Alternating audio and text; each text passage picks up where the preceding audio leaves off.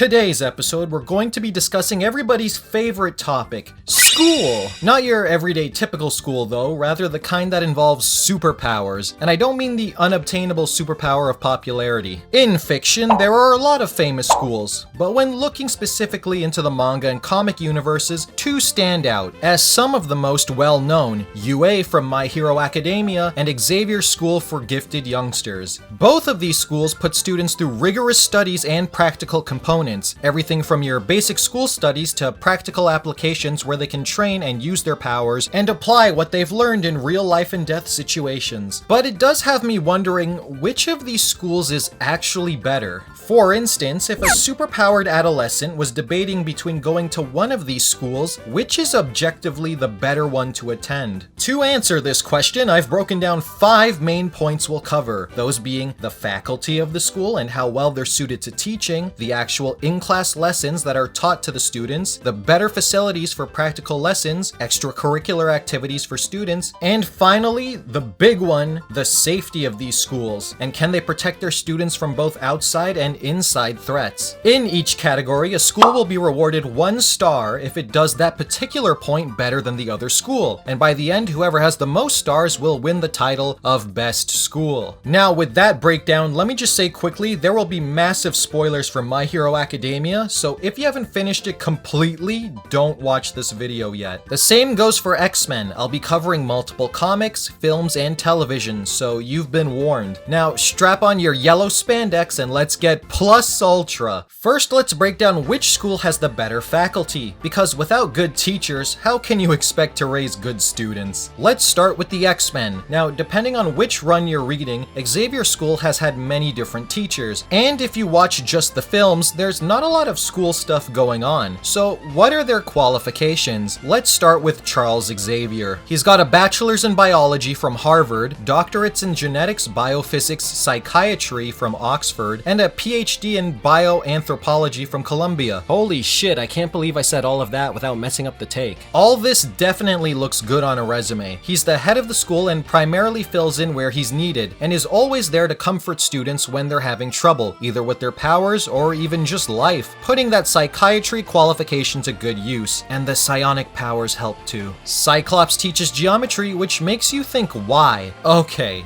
that's why he teaches it. Emma Frost teaches ethics, but I'm not sure how I feel about that. Colossus teaches art, Beast covers science, Nightcrawler was the drama teacher, Kitty is the computer science teacher since she's got a bachelor's in it, and she's also taught ethics after Emma. Wolverine is a combat instructor and also a history teacher. And I'll give you one guess what Angel was, the flight instructor. But hands down, the best one has to be Gambit as the sex ed teacher. Forget certificates, I'd say nobody else is better suited for teaching safe sex and physical well-being than the guy who married Rogue. Now let's look at UA staff. Let's start with Principal Nezu. His power, or quirk as it's called in My Hero Academia, is super intelligence. An example of him using his great mind was when he designed the entirety of UA's defense system when they were up against Shigaraki, but more on that later. But with a quirk like that, it makes sense that he would be the principal. Next we have the former #1 hero, All Might. Eraserhead, who's Class 1A's primary teacher, Vlad King is 1B's primary teacher, Present Mike teaches English, Midnight teaches modern hero art history, Cementos teaches literature, Hound Dog was the former disciplinarian, Ectoplasm teaches math, then there's 13 and Snipe rounding out the hero studies, Lunch Rush, who makes sure the students get nutritious meals, Power Loader, who heads the support class in designing high-tech equipment for the heroes to use, and Recovery Girl, who's the school's nurse and uses her quirk to heal badly damaged students, but is also a medical expert even without her quirk. Now, analyzing the staff, let's see which teachers objectively have a better understanding of the material they're teaching. Now, both Nezu and Xavier are extremely intelligent and are both shown to care deeply about their students, and prioritize them above all else. However, Xavier School wasn't just to be a regular school, but also a haven for young mutants to learn and grow as people that other schools couldn't or wouldn't provide to them. His his school is literally built to be a caring and educational place for young people, or heck any age, looking at you, Wolverine. Nezu also definitely looks after his students and does keep them safe as well, and participates in lessons and keeps UA at the top of the hero school list. So I'd say both are excellent headmasters. As for the rest of the staff at UA, it's pretty glossed over what their actual lessons consist of because that's not really the focus of the manga. We all know they're pro heroes and UA alumni, so we know they are qualified heroes, but some may not be the best teachers. Even All Might, the best hero, had many things he needed to learn from his students in order to later best know how to help them. And once All Might lost his ability to be a combatant, he then had more free time to take his teaching seriously, which doesn't mean All Might was a bad teacher per se, but he was lacking for a bit. Vlad has a personal bias for his own class to an unhealthy degree, which definitely didn't help with Monama's ego, and many of UA's best teachers weren't even really UA faculty, like Gran Torino or Endeavor when he started getting his shit together. Ironically, many of the most important UA faculty members are the ones that don't get a lot of screen time. Lunch Rush and Recovery Girl are integral to the school to help function and keep students healthy, and Power Loader helps create the hero's tech and outfits with his students. As for Xavier's school, we know the credentials of many of the teachers getting their respective degrees in their field of study, or even having lived through history and being able to teach it firsthand, and heck, even learning future history, which sounds amazing if you're looking into the stock market. As for practical elements like food and medical, the mention is always replenished because Professor X is a billionaire and keeps his pantries full for students to enjoy, and many of the teachers also cook for the students. And Hank has a medical degree and is basically the X-Men's primary doctor. Also, the student-to-teacher ratio at Xavier's school is much better suited than UA. While we are primarily looking at UA's hero course, there are other students as well, and when looking at how many teachers there are compared to students, it tends to lean more students than teachers. So when it comes to faculty, I think the X-Men deserve this gold star. Now let's get to in-class subject matter. We sort of went over this a bit in faculty with what teachers are teaching which subjects, and the X-Men seem to handle more subject matter than UA does. Now, UA seems to be more like a college or university than a high school, since you get to pick your major and that's your main focus, and they still teach you things like math and literature, while Xavier's school functions more like a high school where you're basically taught almost everything in order to round you out and let students figure out what they like and don't like. So neither is particularly bad, they just function differently. That being said, there are many classes UA students could have benefited from that aren't offered at UA, but are at Xavier's school. Mineta definitely could have used an ethics class or two. I'm unsure how much real Japanese school stuff is used in My Hero, but I'm leaning towards Xavier's school yet again. Most of the time, the kids in these schools are teenagers, and while UA students definitely are going into their field of study, many of them feel like they're lacking in certain areas that the courses Xavier's school provides could have benefited them. So I think that's another gold star for the X-Men.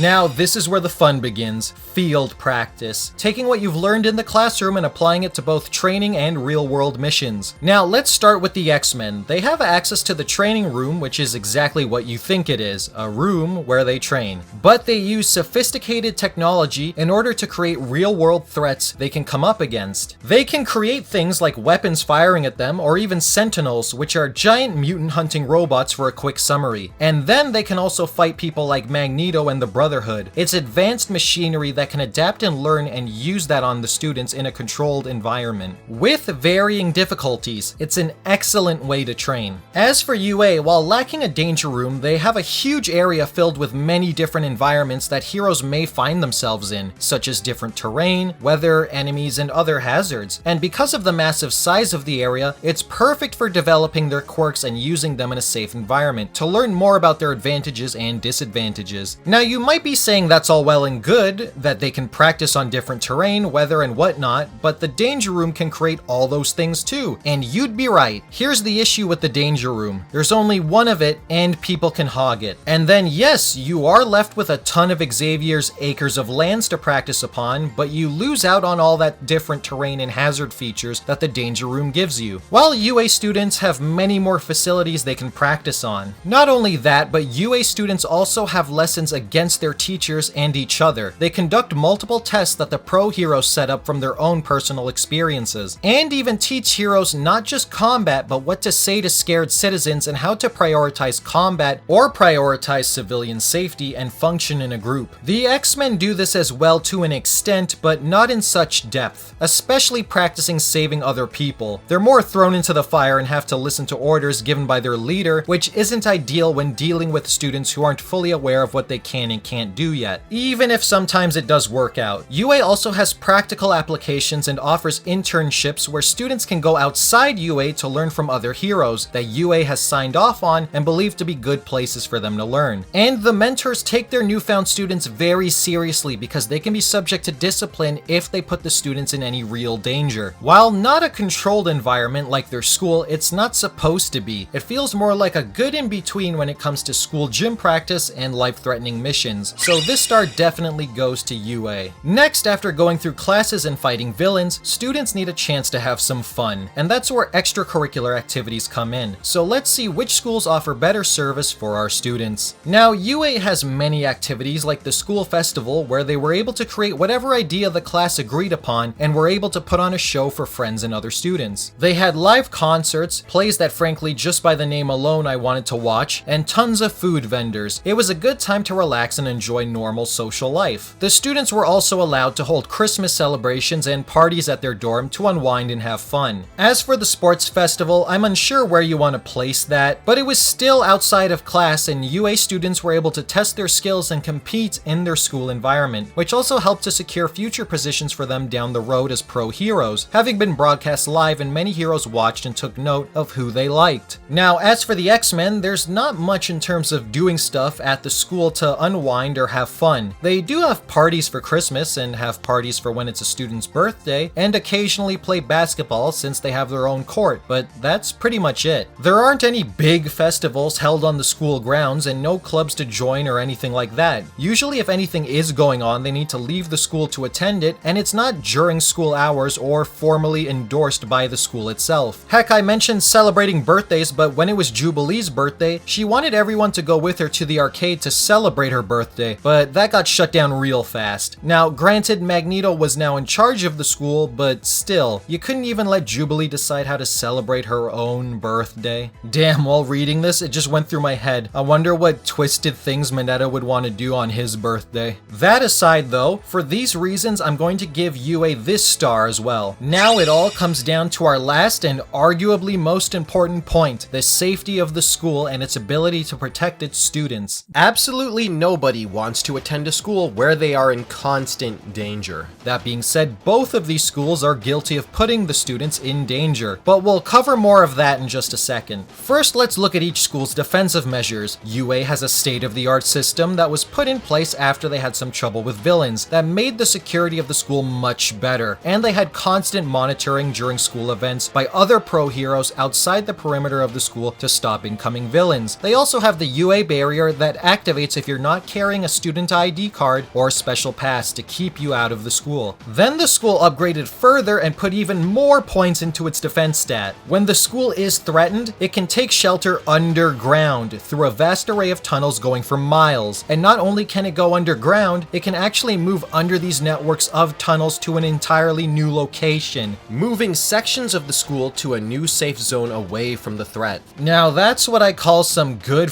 security. Now, as for the X-Mansion's defensive capabilities, they have some artillery to subdue trespassers, cameras, and sensors that alert to someone's presence on the premises. They also do have the Blackbird they can use to escape on, or use secret passages in the school to get students to safety. But the biggest defense for the school is the X-Men themselves, with the X-Men having many destructive and powerful abilities. They're the best security against threats to the school, with multiple telepaths and even Omega-level mutants that can easily destroy many threats. It's almost insane to try and attack the school. Hell, Charles could even make you forget why you were at the school and erase your memories of ever knowing about it. Now, jumping back to UA, since we're now bringing up faculty as a defensive force, we know how strong many of the X-Men are, but how good are UA's faculty at repelling threats from the school? Now, when UA did have a break-in, they were caught off guard, and Eraser and 13 had to do their best to protect the students, and they were doing a great job until the Nomu showed up. For those those not in the know just think of them as extremely strong monsters, but they weren't able to defeat this thing and nearly died trying to protect the students. In many of the cases, the students had to protect themselves. It wasn't until All Might showed up that they were actually going to be okay, as he was the only person able to defeat the Nomu. While the other teachers did end up showing up, they just defeated the rest of the fodder enemies and Snipe was able to surprise hit Tomura. But if any of them had to face the Nomu without All Might, their chances didn't look good. Which begs the question that when All Might's gone, how effective are the teachers against any extremely powerful foe? I mean, after All Might's retirement, it affected the hero world, and while Endeavor filled the void, Endeavor did not work at UA, so UA did lose their primary full frontal force and had to rely on Deku for their major fights going forward. Which is excellent for story purposes because it has the student becoming the master, but from a practical standpoint when judging the safety of students, it's not good. But this is also true for the X-Men, maybe even more so. The X-Mansion's automatic defense tech isn't as robust as UA's, as we've seen with UA being literally able to run for the hills underground and have barriers upon barriers of security and ID verification. The X-Men themselves are the school's best defense system, and while stupidly powerful, what happens when they're sent away on a mission? It usually ends with the mansion being utterly destroyed. The X-Mansion's been destroyed so many times, it's probably right under the Golden Gate Bridge with how many times a structure's been obliterated. So while UA has been broken into, the X-Mansion's been completely destroyed on multiple occasions, when its primary fighting force is missing, so both UA and Xavier School both rely too heavily on their strongest members. But we've talked about external threats, how about internal threats? With UA, the worst internal threat came from one of the students. You see, French Twinkles here was feeding info to the villains about the school's defensive measures and when they would be most vulnerable. And when the students were away from the school, the villains made sure to make use of those moments and attack. The staff even discussed that one of the students could be leaking this info but didn't act on it. They could have made more of an effort to monitor the students more closely and find out sooner who was leaking their info, so that's a lack of resolve on their part.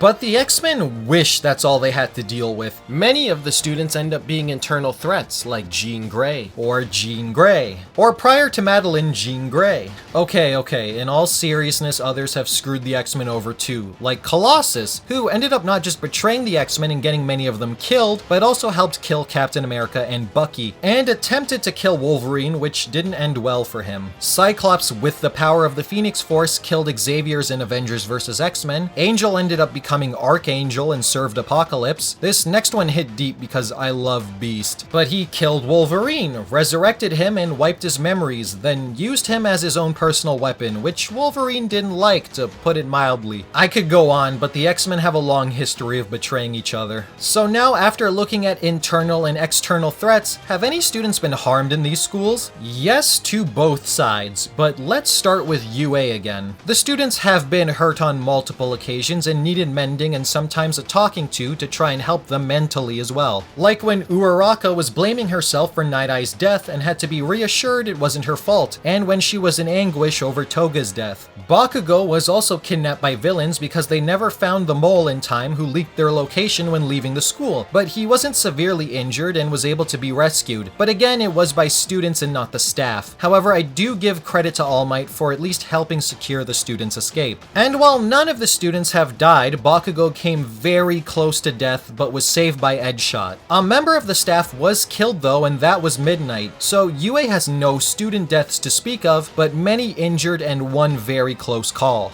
The X-Men though, oh boy. Many of the students have been severely injured through the years and have been killed. It would probably be a harder question to answer who hasn't died in the X-Men runs. Almost any X-Men member you can think of has died at one point or another. Hell, during the Krakoa era of X-Men, they had created a resurrection protocol by combining the powers of several X-Men to recreate the mutant that died and Xavier implanted memories up to their most current date back into the body. Take that in. They were getting killed so often they needed to create a way to bring themselves back to life. They needed pseudo-immortality. If that doesn't scream, don't put your kid at this school, I don't know what does. So after going through all the safety measures of the schools and incidents that occurred and observing threats from both inside and outside the school grounds, UA definitely beats out the X-Men when it comes to this. The fact that no students have died died and their security system is much better than the X-Mansions, they by and large are much better at taking security seriously, despite some of their shortcomings. So tallying it up, it seems like UA is definitely the better school for students with powers. While in terms of subject matter and teaching credentials, Xavier's school stood out much more than UA's, that was mostly due to the fact that the X-Men do live in the real world, with real places, so we can accurately surmise what they must have gone through to become good teachers and get those credentials. While in My Hero, it's more fantasy and harder to deduce what exactly they're teaching students during class and the qualifications the teachers have in teaching subjects that don't relate to hero work. After that though, UA shined in the rest of the categories. They had a good balance of practical applications while still keeping the students somewhat safe, and had many more events that students could have fun in, and had more of a social life outside of class. And when it came to safety, UA just offers more to protect its students than the X-Men do. I mean, one look at that graveyard out back, the X-Mansion, and I think any parent considering that school might second guess themselves. Hell, even the Hulk took a look at that when he was rampaging around the mansion and was like, "Damn, Xavier," and peaced out. And that's one of the big differences too in these universes. Xavier's school in most cases is the only safe haven for mutants, especially young mutants, to attend school safely away from the discrimination of mutants, so it's their only option. Whereas UA is not the only hero school, so they need to work extra hard to stay on top and beat out the rival schools to maintain their top spot. But what do you think? Do you agree that UA is the better school for superpowered students, or do you think Xavier's school is better? Let me know. But I do know one thing for sure, it's time for a lunch break. So with that, stay in school, just not one that's potentially life-threatening. And go beyond plus ultra. This was me, just nathing out. Thanks for watching everybody, and I truly hope you enjoyed the video. Hit the subscribe button to ensure you get your daily dose of fun crossover topics, with an extra helping of Plus Ultra. I'm looking forward to seeing you again, and I'll catch you later.